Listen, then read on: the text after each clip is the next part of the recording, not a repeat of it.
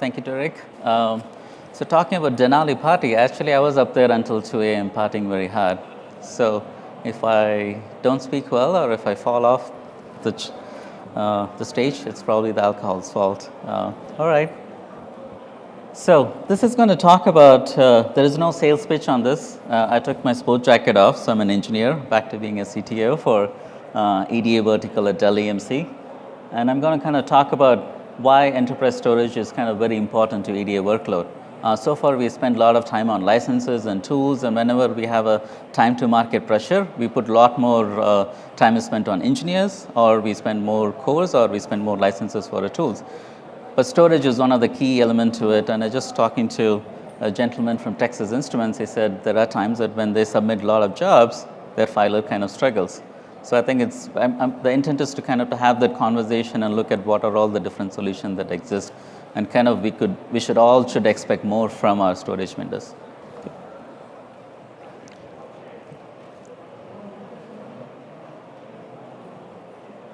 So this is sort of an agenda today. Who am I? Why we are here? Mandatory Moore's Law slide, and then problem definition, and then solution discussion. Then I have a dream slide. It is my dream, not a Dell EMC dream, but it's my dream, so we'll see. And I want to kind of get more partners and EDA customers and vendors to align to that particular vision so that we can push our storage vendors to do more and go on that path. Yeah. So I'm part of a global CTO team, which is basically a technical resource for UDS. UDS stands for Unstructured Data Solutions. I'm new to Dell EMC, so I'm kind of figuring out all the acronyms. I worked in Siemens in Germany, and then Synopsys, Silicon Image, Inphi, and then my last gig was at Samsung. I come from more on the CAD and flow methodology side, and I kind of slowly drifted into problems as I found more bottlenecks. I kind of moved into managing IT teams as well. My recent accomplishment was basically a storage over grid and some data center consolidation, and I worked on some product with Altair. It's called Hero. I won't talk much about it, but you can talk to me later on. But this presentation, we're going to focus a lot on storage over grid and why it's essential and how it can solve EDA problems. And feel free to interrupt me anytime if you have any questions. I won't be offended. Yeah. So the critical aspect, which as I mentioned, that we need to understand the storage is critical to design infrastructure. And it's easier to solve some of the problems for TTM at storage level and look at the holistic picture rather than just as a core or engineers or licenses. Okay. Yeah, so this is, as I said, every no slide or no presentation at DAC is without a Moore's Law, so I have to have it. So it's here. But what we need to understand from this is the infrastructure and the core infrastructure cores and storage that we need that were designed for a previous generation of chips are not going to help us go through the next generation of chips. So a smaller company, these are highly kind of averaged out, 500 terabyte for a normal mid-sized company. The numbers are actually much, much higher. And if you look at 2 petabyte for large designs, the numbers are actually much higher. The companies that has been around for about 10, 15 years, they are looking at exabytes because they have a lot of historical data, and engineers don't like to delete data. And who knows who would need it again sometime. And my belief is that engineers shouldn't delete data. It's okay. There should be an automatic way that magically the data should move to some other bucket, and that's an important thing to it. So that's my approach to it, and that's how we want to solve it. Yeah. I think many of you know how much is 1 petabyte, but it's just a very basic slide to give an overview of how much is 1 petabyte. We'll just slide through it. These are the key terms just to make sure that we are on the same page because we have a very versatile audience. Different people have different syntax to it. So when I talk to a storage person on throughput, he would say, oh, how much gigabits per second I'm going to get. No, but here storage, when I talk about throughput, it's number of jobs that's finished per hour, and that's the primary objective, okay? And then IOPS, latency, and then the two things that I want to focus on, the storage architecture, which is fundamental to the problems that we want to solve, is the scale-up architecture and scale-out architecture. right? The next slide kind of explains a little bit more. If there is anything that you can get out of this presentation is to understand the difference between scale-out and scale-up architecture. So imagine this is on the left is the scale-up architecture. You have a one control head and few drives attached to it. And as you need more capacity, you kind of add more drives to it. It's like adding more. If you imagine a truck with one particular engine, the disk drives are basically like a cargo. And as you add more disk to it, the engine is going to slow down. The vehicle cannot go as fast as you want it to, which just translates to number of IOPS that you needed, and your simulations are going to run slow. And this is a kind of a problem. Over the period of time, it's a problem with scaling, how much you can scale to. There is no seamless steering. And there are a lot of bottlenecks too, because of the way it's structured. It's possible that one controller is accessing, even if you do kind of a even if you do a kind of a HA mode, there is still one specific controller which is accessing a particular set of drives. Whereas on the scale-out architecture, every time you add capacity, you also add performance, which is important to it. So we have performance, capacity, everything scaling up linearly as we go up, add more clusters.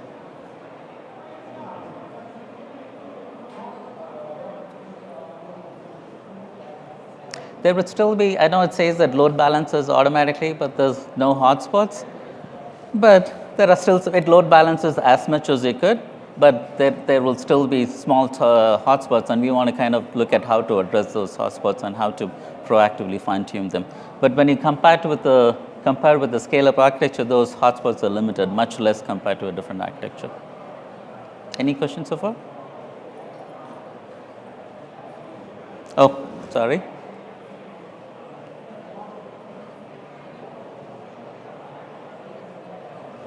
Do I need to pause?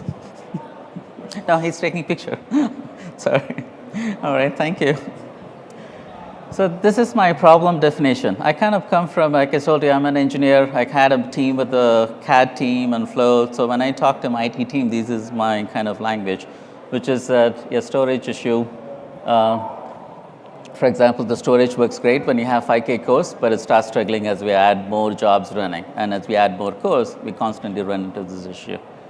And then I upgrade my storage. Then again, we run into the problem at the next step, then we can't do 220K cores.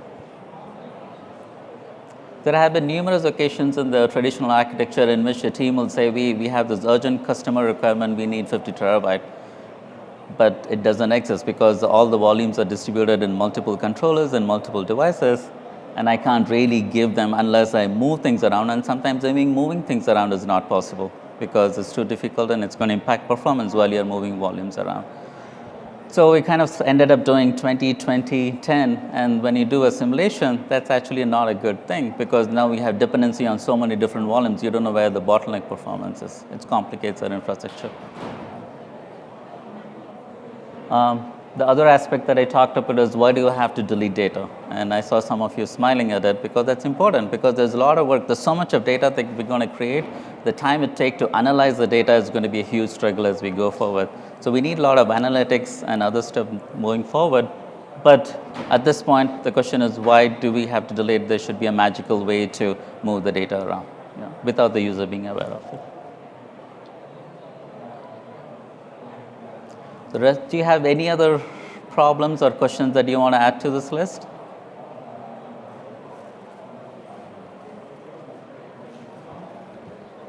No? Okay.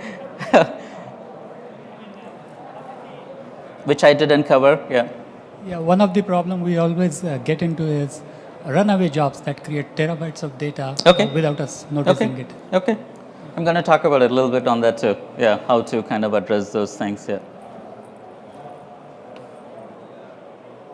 And then this is a very common thing. I kick off my regression and I kill the filer, which is and that we kind of go through this every time there's a new design comes in or some engineer added some assertion flags or debug flags and suddenly the whole filer is gone because it's creating 100 terabytes in 2 hours or something. Yeah.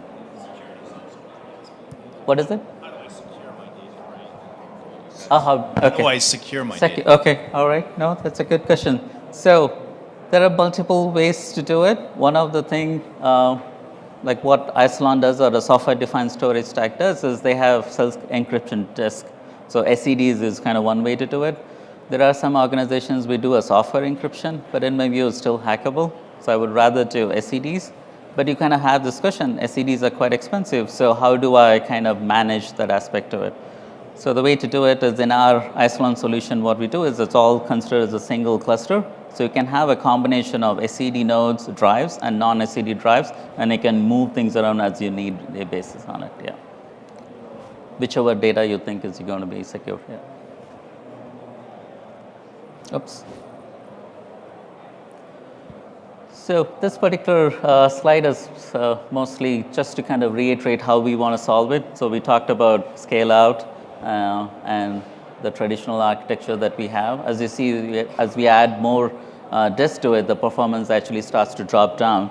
Initially, when you add more disk drives to it, the performance goes up a little bit, but then it starts to go down. Whereas on our Isilon scale out architecture, it continues to grow with performance. On this side, it basically talks about simplicity of managing your file system. Isilon is kind of as one of us file system, which is a single file system.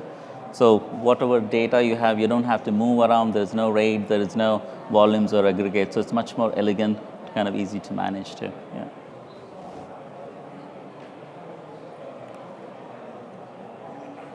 This one talks about, yes, what is it? Sorry, go ahead.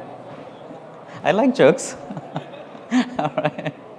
So we talk about seamless sharing and efficiency, which is important. Like there was a question in there that I need flash for performance, but is flash really worth it? Which is a good question because is a mid-range EDA company spends about $10 to $14 million in their licenses for EDA tools. If I can improve the performance of any one of those tools by 25%, it's a huge saving. So 25% of 10% is close to 2.5. I can get a really good flash solution, flash appliance for $500,000 in a reasonable size that I want to, and I could do that. So there is a way to solve that. But if you get a full stack, for example, 500 terabyte of flash storage solution, then you're going to end up having data which is not being currently used. It's at the wrong place. The dollar per terabyte of the storage actually goes up. So having a ability to seamlessly tier is very important. So there are a lot of our customers tend to kind of automatically, if the data has not been accessed for the last 30 days, read or write, they kind of move it down to a slightly lower performing ones. Yeah. So that's a key aspect to it. And there have been times in which they kind of move some of the log files into the lower tier because after it's generated, there's no need to kind of have them, and it's only for debug. It's going to go through VI. And so they have different ways, and you can also move tiering based on the file types as well. If you create a big XE debug file, dump file from the emulation team, it's going to be read all the time. So it's one of those data that you don't never want to move to flash. Even if it's old, somebody's going to use it until you delete it. So you can keep it in the flash stack. Yeah. And then there is efficiency in terms of how you store data. The dedupe is a good mechanism in which you can actually, if there's a duplicate data, which is quite often EDA, we have this big Perfos or ClearCase or Git workspace, and everybody kinds of creates too many copies of it. And in traditional storage, dedupe kind of works within that particular volume. It doesn't go through the whole file system. So it doesn't go across multiple volumes to dedupe it. But in the real world, you're going to have multiple projects. We use a lot of our source code, copy back and forth. So this is actually much more efficient in terms of long-term efficiency of storing data.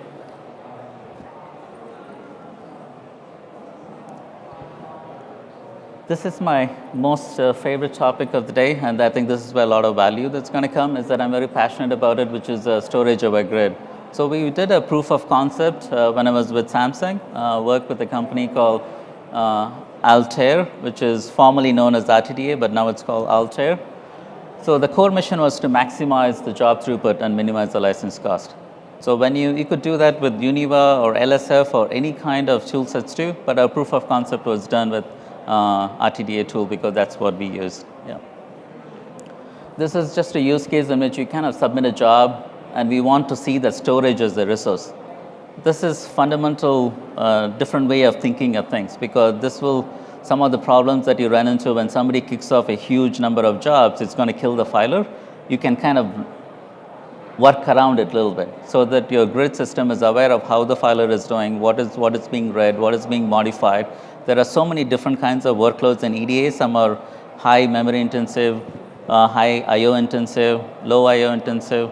Just because you throttle a filer doesn't mean you have to throttle every other kinds of jobs, right? So you can still go to the maximum level of what it does, and then during the time, you kind of let the other CPU intensive jobs to go through. So you maximize the throughput. And everybody has kind of looked into this curve that you have, which latency versus IOPS calculation, right? So if I have an approximate, when I submit about, say, 1,000 jobs, I'm able to meet my IOPS requirements, so my latency is okay. As soon as I double to 20,000, the latency starts going up.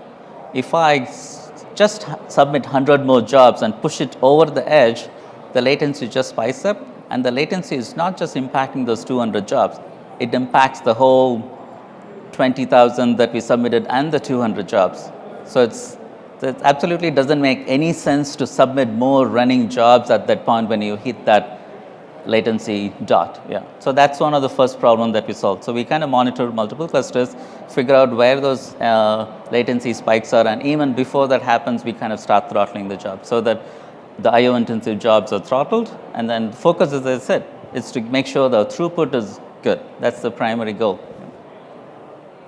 And a job will kind of pass at how much data it's going to write, how much IOPS it's going to do. This is some of the details of a little bit of how we did it and where we are going into. The first one is kind of get together I/O profile for each job, figure out which jobs needs to go in that category so that you could bucketize it. And the next job was figure out, okay, so we talked about it, that's true. The last three dots that I have, last 3 points on that one, that we couldn't fully accomplish it, but we had enough data to say that that was working for us. For example, we could actually throttle based on one particular usage. For if a user kind of gets to the quota capacity, there is no point in running that job at that point, because all of his or her job is going to fail, and then you're going to end up a lot more cleaning, and the person will end up resubmitting those jobs because it's a lot of work and it's additional compute resources, license costs. So it's painful for everybody. So if you're able to throttle and even just suspend the job, say, hey, you hit the quota, don't run the jobs anymore. And the user will kind of look at it, why my jobs are queued up, and they can figure out, oh, the quota is filled up, I need to clean up, and the jobs will start running. The next part is basically a pre-fetch the data before the job is launched. So in Isilon, we have this pre-fetch API in which there are some huge data files. I talked about the emulation data, VCS, if you have those XCDebug, and we can do a dump of a lot of assertions and everything enabled. You create a big VCS dump file. All of that could be pre-fetch. The reason we want to do that, because sometimes if you have a 500 gig file, when you load it on an EDA tool, the EDA tool starts, even though you don't see the results, but the license is already checked out. And it takes a really long time. A 500 gig file, a single file, will take about 3 to 4 hours to kind of to launch, because it needs to get from the server and it needs to load into the memory of the server where it's going to launch, and it's going to be painfully slow. And 4 hours is a long time for the EDA license to be wasted on somebody else could be using. So using Isilon's prefetch API, you kind of figure out, so the grid system will actually look for it until the data is not available on the filer. It's not going to start the job. It's not going to launch it. So now your load time is from 4 hours, it's about 30 minutes, because that's the time it takes from load into the memory. Could be sooner too, but those are the numbers that we saw. And then the grid also based on throttle jobs based on hot zones, which is again a critical thing, because then we have APA stacks which can actually list all the top 10 hot zones and then rebalance the job. In the grid, we can also figure out where the job is submitted, what are the file paths it's using. So there is some pattern to it. So based on that, we can tweak it as well. Yeah. The next part of what we wanted to do is make the storage be actually aware of grid and implement some deep learning and some feedback loop in. So this is my dream, sort of, because I want storage. An EDA workload is never going to be consistent. It's all going to be all over the place. It's going to go up and down. I want storage to be aware of what is in queue and what are the current set of jobs that's running, and accordingly fine-tune itself. Because the storage can be fine-tuned for fast I/O, fast read, because we have In Isilon space, we have so many different verticals, M&E, they all, analytics, auto, they all have different workloads in terms of compute and storage needs. So we have a lot of configurable values, which is good. So this is what the intent of this particular aspect is, to fine tune those parameters as we go along, so that it's ready for the jobs that are queued up, it's ready for the jobs that are currently running. Yeah. So that an admin doesn't have to make changes or tweak it. Yeah. Yes, please. Yeah.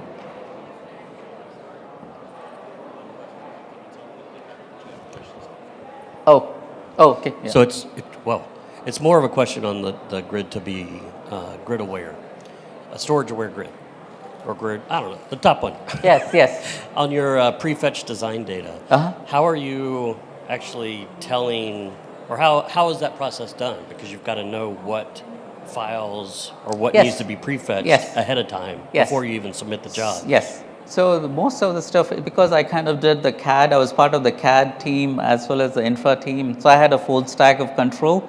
So when they launch it, I parse all of those values. I know where they're launching the job. I know how they're going to launch it, right? So all our debug tools, everything we wrap them around on top of.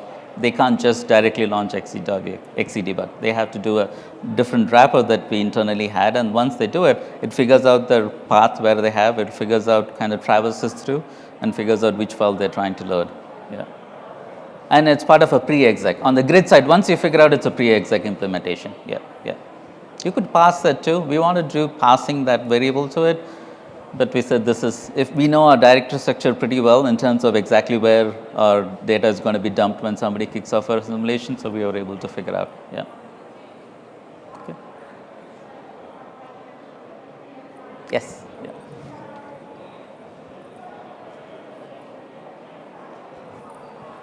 On that bullet on gather I/O profile of each job, can you give some more details on how to do that, especially on a big shared filer? Okay. So this data comes from grid system. It's not from the filer. We want to kind of, at some point in future, we want to kind of integrate all of that, so you could go dig back and forth and feedback. But this information comes from the grid system. The way the grid system picks up is basically looks at /proc process ID /IO, and that kind of constantly dumps in. And RTDA alter grid system kind of puts that in the profile. And so you can actually, if you click on a job, you can see the whole IO profile, how much read, what licenses, and you can see the peaks up and going up and down. Yeah. But if you want to internally do it, /proc process ID IO, and there are a few more variables that you can find it. Yeah. Yes. Do you have? No? Okay. All right. So this is my I have a dream slide. I really want an intelligent, simple to manage, truly scalable storage, which not only interacts with the batch system, but also adapts to the workloads and workflow. The workflow aspect is also important because it needs to adapt to, depending on if you're working on a specific project, it should be automatically be aware that the kind of auto-tweeting aspect that we talked about. So that's the kind of a workflow methodology. So you could move files around based on what the needs are. If I have about 20 workspaces, only 2 of them are automatically tiered to the flash storage, and other 18 are on a different storage. If I kick off a new regression, I want that to automatically go to the flash because I just changed that particular workflow. And then the storage system not only speaks file, but also object and streams, and understands various protocols, which is even AWS, NFS, or CIFS, or Samba, or everything. So the whole layer, the whole vision is that kind of to go completely, fully software defined, at the same time do a lot of stuff to it. Yeah. There is a possibility in some near future that we might not use NFS, and we might just do object storage and do our EDA flows. It's possible. On a small scale, I could do it, but I think we could all work together and push them and kind of get away from NFS a little bit, because there are some benefits, at least for a specific flows, that we could do that. It's possible. Yeah.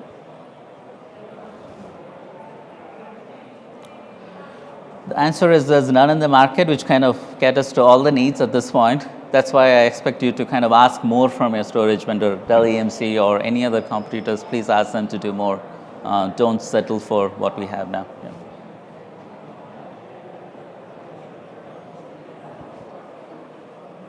Oh, there is one more thing, which is Larry, you want to talk about it? Sorry. So this is, I know every presentation needs to have Moore's law and also needs to have machine learning. So this is the machine learning slide. So I won't say much about it, but other than the fact that we are doing some stuff on those lines, yeah. Yes? Okay, you said that you're not invoking the licenses till you've already loaded the files that you're going to need for your design. Yeah. What kind of performance improvement on your license utilization did you see with that? I'm assuming it was pretty measurable. Yes, yes. So just like a ballpark number so I can give it to my manager. Yeah, so there are two numbers that I have. So the first one is we talked about if I have a typical mid-range company has about 10 to $14 million of EDA budget. And if I move some of the painful workloads, which is the most expensive one, probably in CSV or VCS or Spectre or any of those key ones, if I could move that workflow to a flash storage, then we saw a minimum of 25% improvement. So if I translate this number, 25% of 10 million is close to about 2.5. I could purchase a really good flash storage for $1 million. Yeah, yeah. Oh, yeah, but you don't have to buy more licenses. Yes, yes, exactly. Yeah, yeah. So you could actually, yeah, that's true. So I could have bought more licenses, but I wanted to kind of save money on the licenses a little bit because we were on a too tight a budget. Yeah, and coming back to the prefetch, it depends on, we had only about, for example, if I talk about ICC, we have only about 8 or 6 licenses, and those are crazy expensive.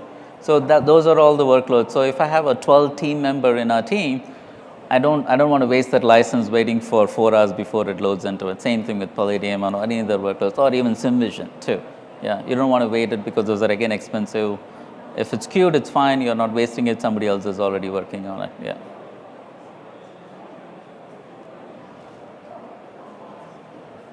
That's it.